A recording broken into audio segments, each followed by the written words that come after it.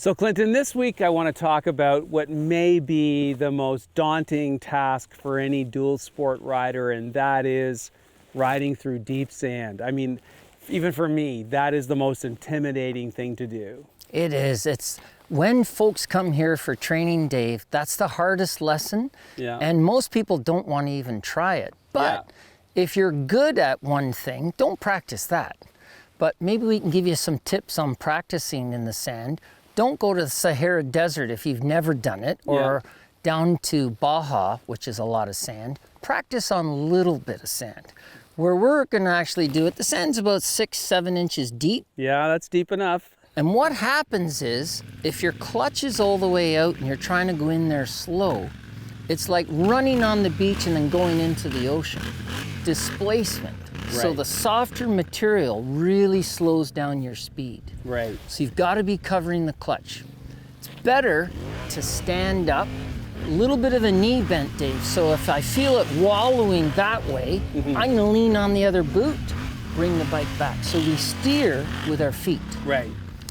You need to have your momentum ready to spin the back wheel. So if you've got the traction control, you've got to shut that off in the sand. The other point is, the bike and the sand are kind of in control. If you're going basically west, be happy. Don't try to get a defined line in the sand, because it's going to be wallowing. Right. So most people's instincts, when they feel the tire do this, Dave, their instinct is shut the throttle off. Chop it. Now what happens to my front suspension? Yeah. You're basically diving. Exactly. Yeah. So now it's burrowing. Yeah. You're making it worse by chopping. Yeah. So believe it or not, we actually yell a lot of coaching when people are trying to light it up. Yeah. Give it a shot of throttle. Yeah. And that elongates our front suspension. The front tire is more likely to skim over the surface rather than burrow. Right.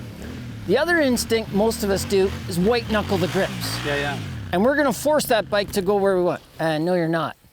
So loose grip, like you've got an egg in the glove, let it kind of wander a little and keep that gas on. Right.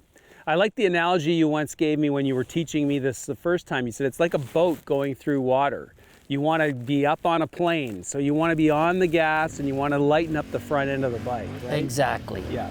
But if it gets out of shape, i.e. the back wheel spins around on you, you've got to slip the clutch, correct your steering, then feed it again. Right. So again, it's all about that clutch control. Everything. Awesome. Some great advice on deep sand. Thank you.